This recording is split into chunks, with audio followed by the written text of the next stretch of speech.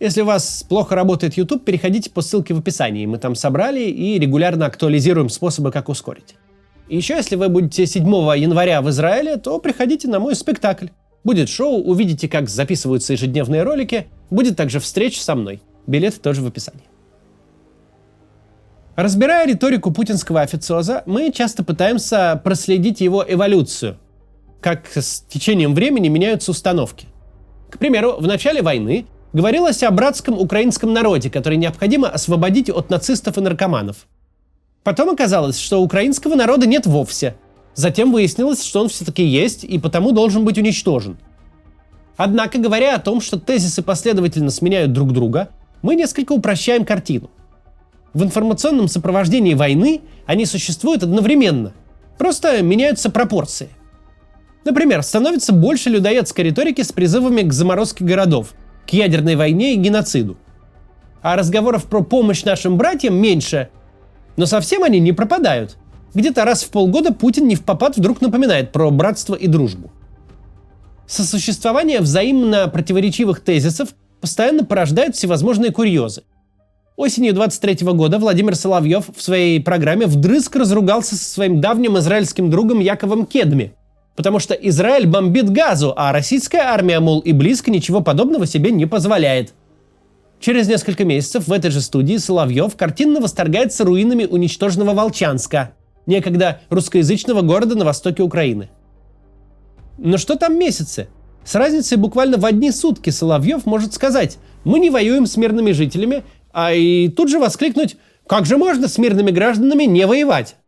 Мы не воюем с мирными жителями, поэтому мы заранее должны объявить, что вот есть столько дней для проведения эвакуации. А у нас все постоянно говорят: да что, в самом деле, нельзя, не надо воевать с мирным населением Украины. Ай-яй-яй, давайте их пожалеем, давайте их пожалеем. Давайте пожалеем всех тех, которые сдают свои деньги на то, что была армия беспилотников. Давайте пожалеем всех тех, которые с радостью собирают добровольцев и отправляют их туда. Информационное сопровождение войны не ограничивается эфирами на телевидении и радио. Массово издаются всевозможные печатные методички, которые распространяются на фронте и в тылу. Отсутствие непротиворечивой генеральной линии превращает все эти методички в весьма занятное чтиво. Нельзя сказать, что прочитав одну, ты прочитал их все. Нет, они совершенно разные и потому полны неожиданных сюжетных поворотов. Их сегодня и обсудим.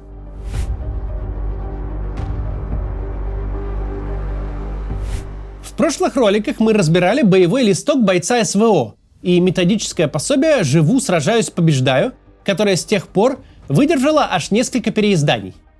И сейчас в наши руки попала методичка еще 22 года. Специальная военная операция России на Украине, основные понятия, определения и доводы. Издание это предназначено для военнослужащих российской армии, но стараниями энтузиастов стало доступным и массовому читателю. Скан брошюры выложил у себя в телеграм-канале почему-то Нижегородский государственный лингвистический университет. А 140-тысячный телеграм-канал «Отряд Ковпака», получив в свое распоряжение эту методичку в печатном виде, прям заморочился и сделал на основе нее анимацию. Это ваша земля, только в том случае, если вы русские. Тогда мы пришли вас спасти, защитить, потому что мы русские воины. Если же вы не согласны и считаете себя украинцами, то вы здесь захватчики. Из брошюры читатель может узнать, что Украина, во-первых, политический проект, созданный по заказу Австро-Венгрии, во-вторых, Украина была создана большевиками, а в-третьих, Украина — это антироссия. В-четвертых, украинцы и русские — это один народ. Цитирую. Президент России Владимир Путин не раз заявлял о том, что русские и украинцы — это один народ. С научной точки зрения это абсолютно верное заявление. Далее, в методичке почти каждый раз, когда используется слово «народ», в скобках уточняется «лаос». Вот, например, восточные славяне делятся на 3 большие группы этносов – великороссы, малороссы, белороссы, и все вместе они образуют один народ – Лаос. Мы сначала не поняли, что еще за Лаос такой. Почему триединая Святая Русь – это Лаос теперь? Но на самом деле методичку составляли образованные люди. Лаос с греческого переводится как «народ». Не случайно брошюру прорекламировал Нижегородский лингвистический университет. А мы уж грешным делом вспомнили про нынешнюю манеру Z-блогеров.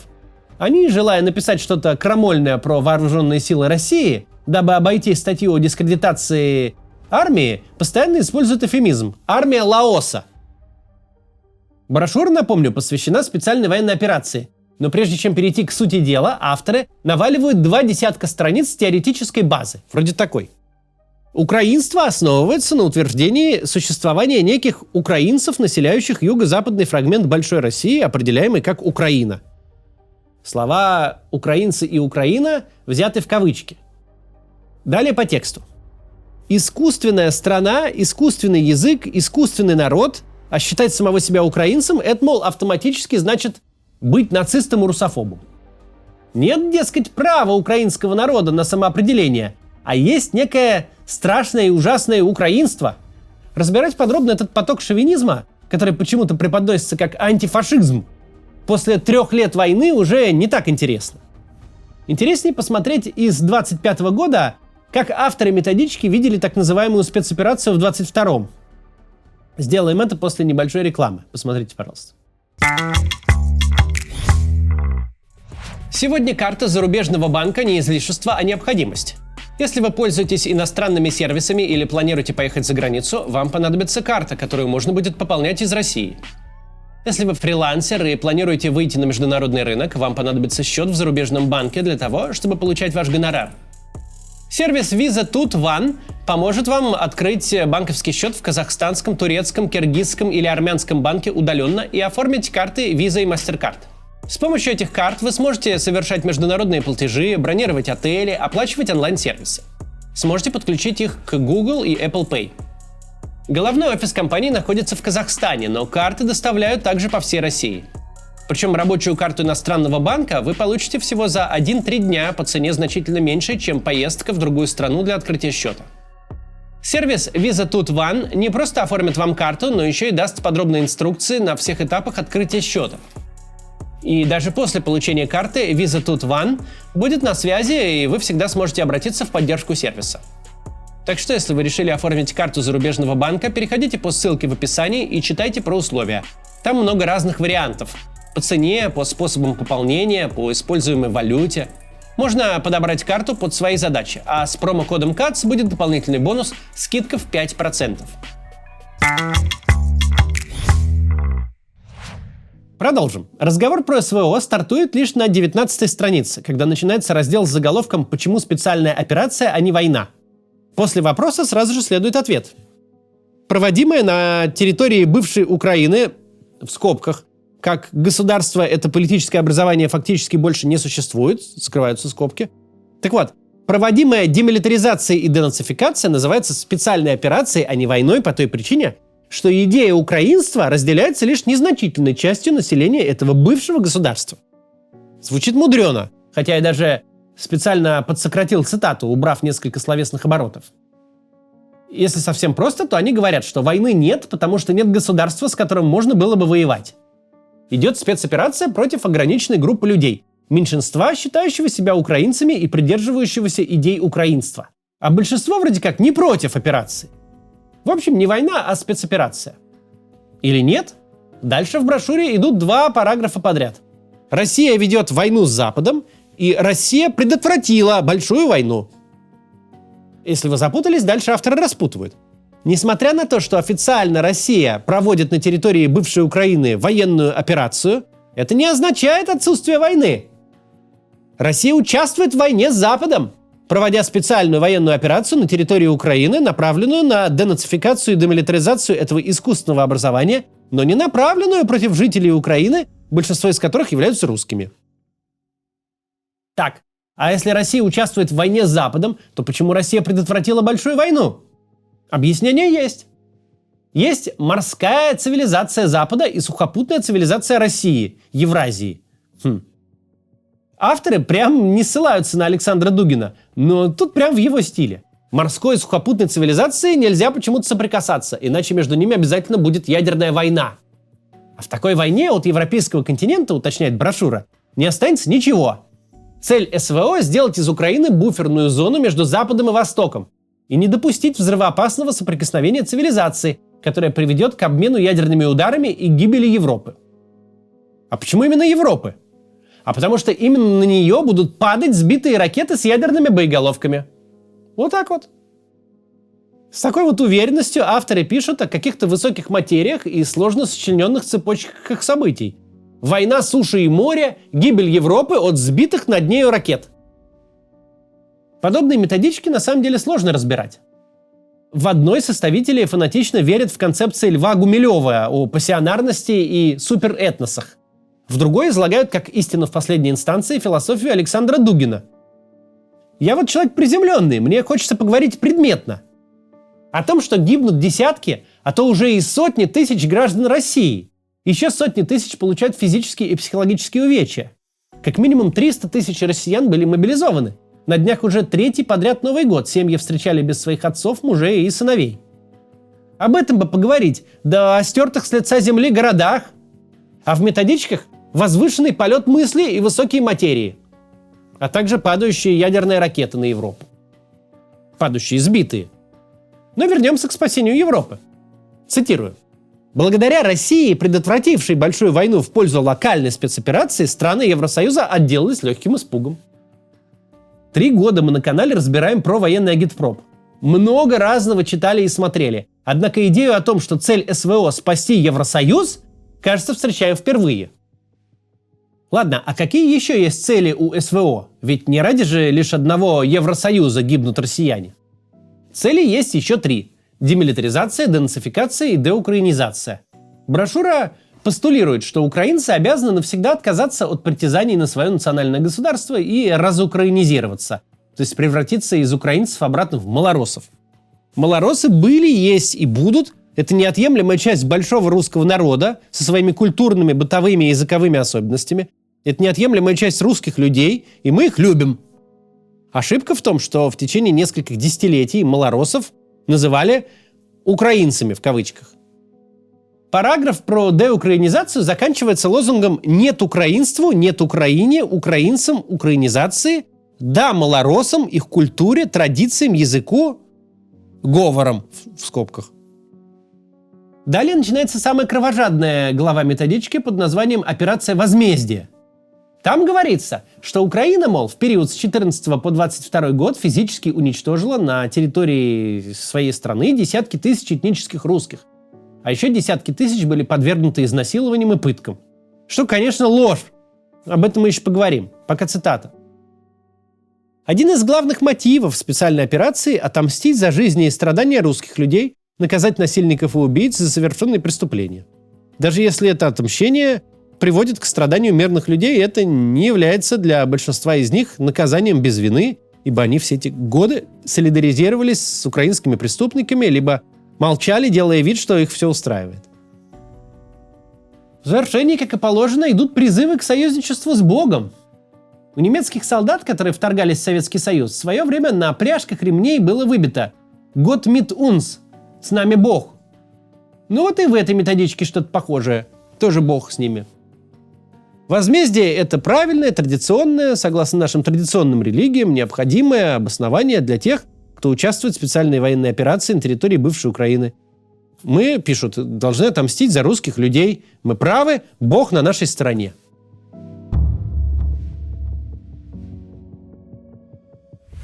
Цитируя выдержки из методички, я даже местами не спорю с написанным. Брошюра была издана для российских солдат еще в 1922 году. С тех пор время многое расставило по своим местам.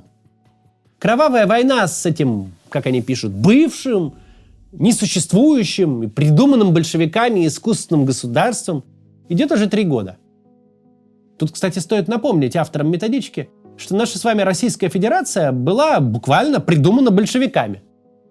Даже в Конституции РСФСР 1918 года используется в том числе наименование «Российская Федерация». Можете проверить, 9 глава.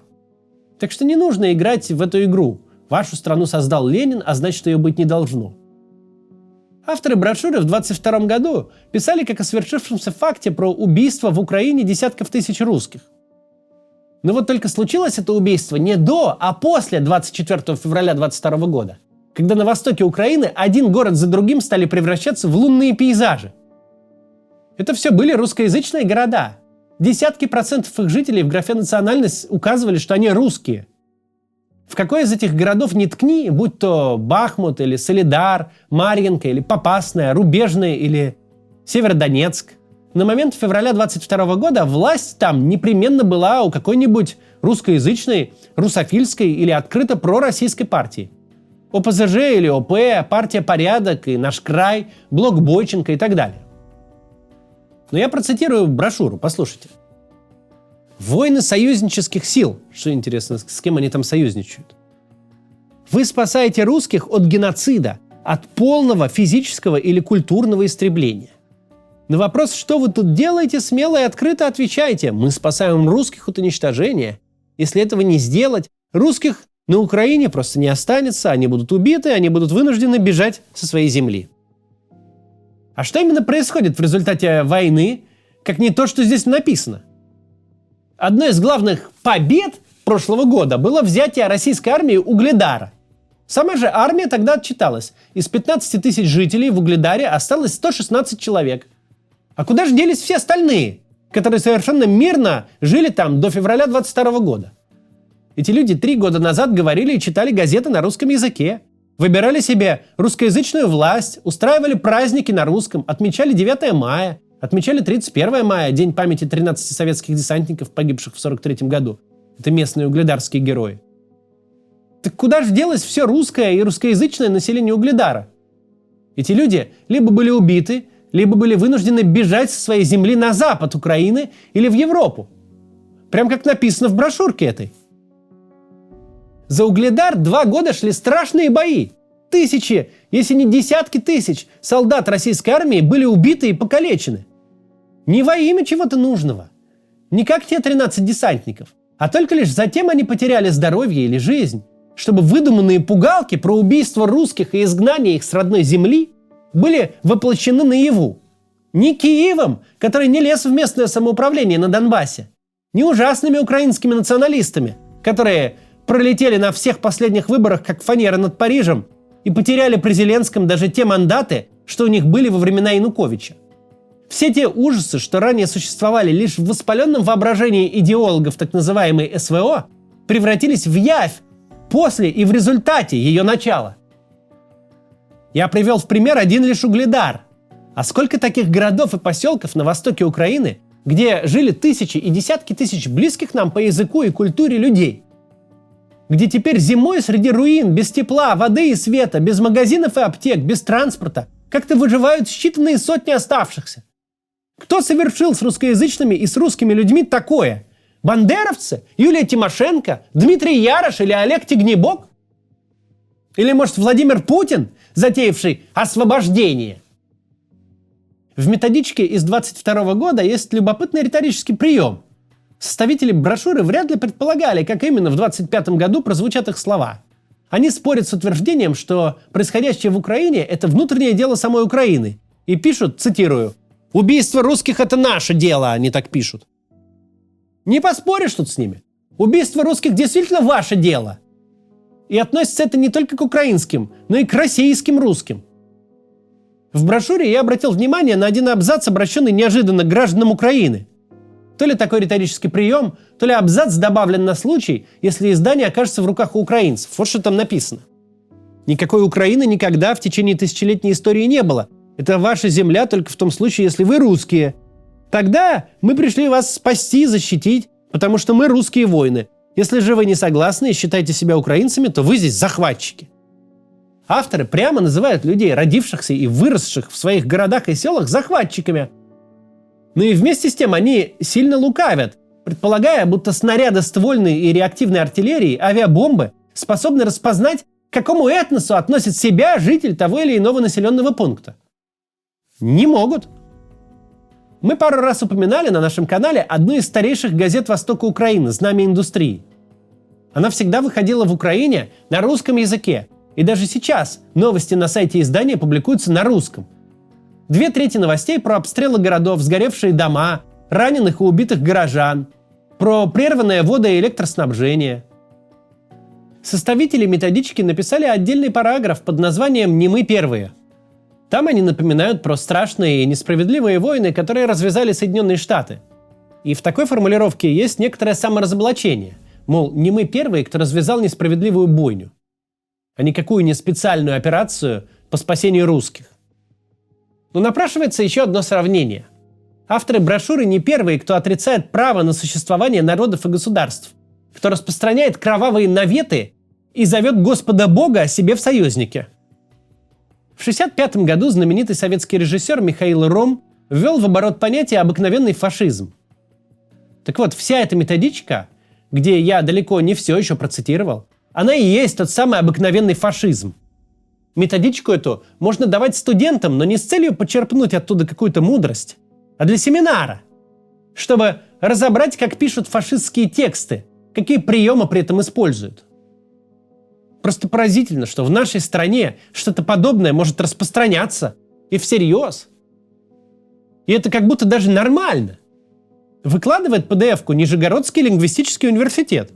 И ничего, все в порядке, ни у кого ничего не ёкает. Не говоря уже о замполитах российской армии, которые распространяли эту методичку среди военнослужащих. Ничего не ёкает и у охотников за экстремистами, которых сильно много стало в нашей стране. Охотников в смысле, за школьниками бегают. 3 года назад я представить себе не мог, чтобы что-то подобное в России издавалось официально, а не в подпольной типографии каких-нибудь скинхедов. Война сделала возможным печатать фашистские агитки, выступать с такой или даже еще худшей риторикой в государственных СМИ. Откатывать все это назад к нормальности будет очень непросто. До завтра.